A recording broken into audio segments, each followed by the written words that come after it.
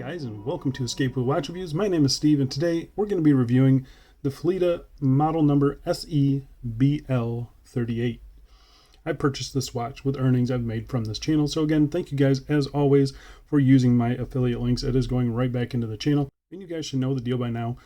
Whether I pay for this myself or get the watch sent to me, you're always going to get my honest opinion on this channel. And if by the end of this review you want to pick one of these up, I'll be leaving an affiliate link down in the video description. If you guys use that link, you aren't paying any extra. I just get a little bit of commission, and that allows me to keep purchasing watches like this. The current retail price for this watch is $114 US. That's before any taxes or sales or VAT or coupons or anything like that. They do currently have a $6 coupon. phylida doesn't really participate in the sales too much, so I think if you are happy with the watch and happy with the price now, I think there's not really a great time to buy them. You just got to buy them. You might save a couple dollars if you wait it out, but it's probably not worth it. The watch comes in two different colorways that you can see here, and they have also just added a black GMT version, which you can see on the right there. So yeah, for just a few extra dollars, you can get that GMT function. The watch case is made of 316L stainless steel. It has a sapphire crystal, a ceramic bezel insert, screw-down crown, screw-down case back, 200 meters of claimed water resistance. The watch uses BGW9 on pretty much anything you see that's white here, and the watch is powered by the Seiko NH38 automatic movement. So between phylida and Matic, this will be my third, master of the C's style of watch. They keep on improving these things. I still think that Matic is probably the nicest one. The dial, I think, is a little bit nicer than this one, but I like what they're doing. Making just little changes, little fine changes to make this thing a little bit better every time. So I'm going to be happy to show all those off to you on this latest version. So I say we get right into this full review. But before we do, we can do a quick wrist check for the day. Wearing my Suggest chronograph. Review will be right up here. I absolutely still love this watch. That rehaut thickness or thinness is where it's at. Just beautiful. I'll start out with the dimensions. A bezel diameter of 40.9 millimeters, case thickness of 14.3, 20 millimeter lug width, and link to end link of 46.8. Sized up for my 7.5 inch wrist with 1.5 links removed. Weighs about 155 grams. So those dimensions are pretty much unchanged from all other versions. That 14.3 thickness, that is a big number. But I have to say, the way that they've made this case and the case back, it doesn't wear that thick. This case back kind of nestles into the wrist. You'll see that in just a little bit. And then keeping it nice and compact, 46.8 lug to lug. Yeah, I've got really no complaints. This is would typically be on the like the upper scale of what I like to wear, but it just works on this case for some reason. I don't know why, but yeah, really happy with that. So I'm going to go outside right now and throw it on my wrist for you. And here we are on my 7.5 inch wrist, and as you can see, it wears really good. That really compact lug to lug, and then that thickness that we talked about, really not an issue for me. 14 plus millimeters thick seems like a lot, but this thing actually wears close to like a 13, maybe like a high 12. Yeah, they just kind of sculpted the case enough where that mid case is nice and thin, and most of that thickness is in the case back area, which just kind of sinks into the wrist. So I am actually pretty happy with the way this thing wears despite the dimensions on it. And popping out into some direct sunlight here, you can definitely see that fine wave pattern now. Looks pretty good actually, and I'm overall pretty satisfied with it, except under natural lighting it just looks kind of funny. But yeah, there it is right there. AR coating on the crystal, and I think it does a pretty good job of keeping it mostly legible. And yeah, it could use a little bit more AR coating, but for the most part it's really not an issue. All right, let's go throw this on some straps and we'll get back to this review. And here we are on a mesh bracelet, and I think this is the one I've been wearing it on the most. Me and mesh bracelets, I'm not usually a fan of them, but for some reason this just works for me. I know the watch that this is a homaging, it comes on a mesh bracelet, so maybe that's why. But yeah, this is one that I just have lifted off of that Pagani chronograph from a while back. But yeah, really kind of digging this look.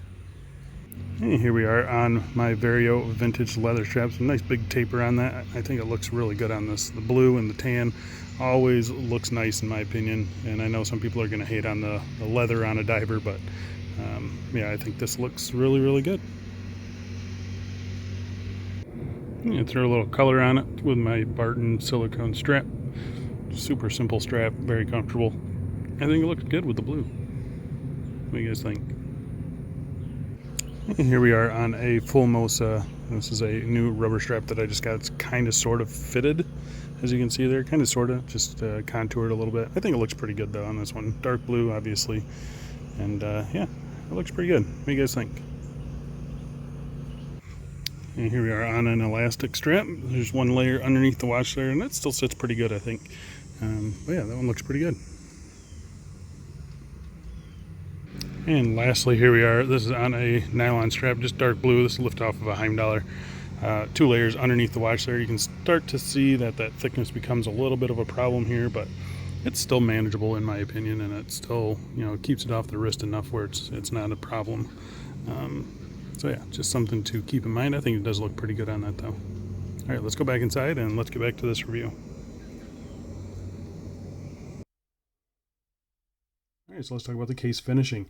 So the case is a mixture of brushed and polished surfaces, as you can see here. So you have a little bit of a brushing right next to the bracelet there, which transitions to a nice big polished chamfer. These chamfers go from the lug tip up and kind of swoop around and come back down to the other lug tip. So one big polished chamfer. You have brushing on the sides of the case here. You can kind of see it's a little inconsistent. You can clearly see the defined streaks kind of towards the lug tips, but in the middle it gets a little muddied. It doesn't look horrible, but they could definitely clean that up just a little bit. Flipping it over to the crown side here, you get the nice big polished crown guards there. The crown tucks in nicely. It's an unsigned crown. I wish they would put something on there. But on this side, the brushing is pretty nicely done. You can see those streaks are very well defined, nice and even and linear. And I think it looks really good. The polishing, again, is done pretty nicely, in my opinion. Those transitions, they're a little soft on the inner edge. Yeah, they actually look pretty good on this side. But you can definitely see on this side over here, they're a little bit soft. But yeah, for the most part, you don't really notice that. And I think they did a pretty good job with the case finishing on this thing. Flipping it to the case back here, you have a circular brushed case back, kind of polished little, I don't even know, scallops on this. It's kind of a pain in the butt to get this case style off. But it is what it is. There's a little bit of a spec sheet around the outside. Everything is nice and smooth, I'll say that. So very comfortable on the wrist, even this bottom edge of the case. It's been nicely honed. You can see there's a little chamfer on it, which again, going back to my last review with that octopus, they put a little chamfer on the bottom edge of this case, and it really softens up that bottom edge and it makes it nice and comfortable. So I am very, very satisfied with the case comfort on this thing. It's nice. There's no sharp edges on it at all. And on this side here, you do also have your helium escape valve. That's not a real helium escape valve. There's no valve to it. It is an opening into the case, so you do have to make sure that's screwed down. When you do unscrew it, there's no red warning or anything like that, which is a little bit of a bummer. But yeah, it's a fine little screw down crown. I don't I'm just going to leave it in all the time. I'm not going to mess with it. So yeah. Okay, so let's talk about the bezel on this thing. So first off, you can see here the bezel is misaligned. That's a big disappointment for me. Usually they're pretty good. I just happened to get a bad one. And this is about as bad as I've seen from phylida. Usually they are pretty much spot on. But that let me see here. I'd say right about there is how it looks in real life. So, I mean, it's pretty far off. The bezel itself is a stainless steel bezel. It kind of has the scalloping and a brushing effect on it. It's nicely done. There's no sharp edges on it or anything like that. Enough grip, in my opinion. The resistance of the bezel is nice. The bezel insert is a ceramic bezel insert. Really nicely done. Nice and clean filling on those loomed hour markers, or all the markers, I guess, are loomed. We'll get to the loom shot here in a little bit. The bezel action on this thing, I'm going to let you listen to it. It is pretty darn good. So it is a 120 click unidirectional bezel. It's got a good resistance. In my opinion, maybe a little too stiff, but I mean, it's just a hair too stiff. And I think the feedback is nice. The clicks are nice and solid sounding. Yeah, I am very satisfied with this. You can see it lines up a little bit better on this side, so maybe I should leave it there. But there's no back play, there's no bounce, there's no wobble, there's nothing on this thing. It's a very solid feeling bezel, and it's always been pretty solid feeling. So yeah, I am pretty satisfied with the bezel on this thing. Now let's talk about the crystal on this thing. First, we will test it for sapphire. It is positive for sapphire. It is a double dome piece of sapphire crystal there. You can see it sits up just a tiny bit from the bezel there, but it is a very slight double dome, but it's nicely done. It does have blue anti-reflective coating on it. You can see it right there on the edge there. So on this model, it blends in nicely. It's not a big deal. I think on the black model, I don't think there's enough of it to really become a distraction. So I think you'll be fine with the black dial as well. The AR coating, it could be a little bit heavier, but I think it does a pretty good job of keeping the dial nice and legible for the most part. I've got no real complaints with the crystal on this thing. It definitely could be better, but you got to consider the price point where we're at here. So yeah, it's good. It's just not great. All right, let's talk about the dial on this thing. So the dial is kind of a new one. It is a fine wave pattern. This is reminiscent of a recent release from a major Swiss brand. It is really nicely done though, in my opinion, just stamped. It does kind of look pretty cheap in certain lighting. I'll say that. In most lighting, it looks completely fine. Even here, I think it looks pretty good. But there's been some certain lighting that it just doesn't look good in my opinion. But I think right here, it looks nice and gives lots of texture to the dial there. You can see it's probably just a stamped dial, pretty simple process. You have a double baton at 12 o'clock. You have circular indices everywhere else except 3, 6, and 9 o'clock. Everything is done pretty nice. If I zoom in real close on this 9 o'clock, you can see it does have a little bit of an extra little piece on that bottom right corner. Right there, you can see it now.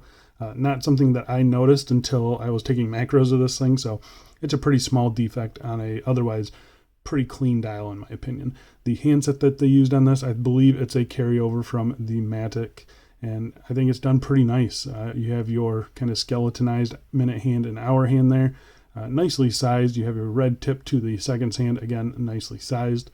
I've got no real complaints with the dial on this thing. I think for the most part, it looks pretty good and it's done it pretty well. Everything is aligned nicely in my opinion. Yeah, I'm pretty happy with it. And speaking of being happy with it, the Lume on this thing. So this is something they have upgraded. I'm going to pop up a Lume shot now. On the previous phylida version, they used that kind of dark blue, and it was okay, just not great. This BGW9, it lasts all night long. It is very solid. You can see it against a couple other heavy hitters in the watch collection when it comes to Lume, and it really holds its own, surprisingly. The hands, they do fade just because of their design, but the dial and the bezel, it hangs on all night long. So I'm pretty happy with that.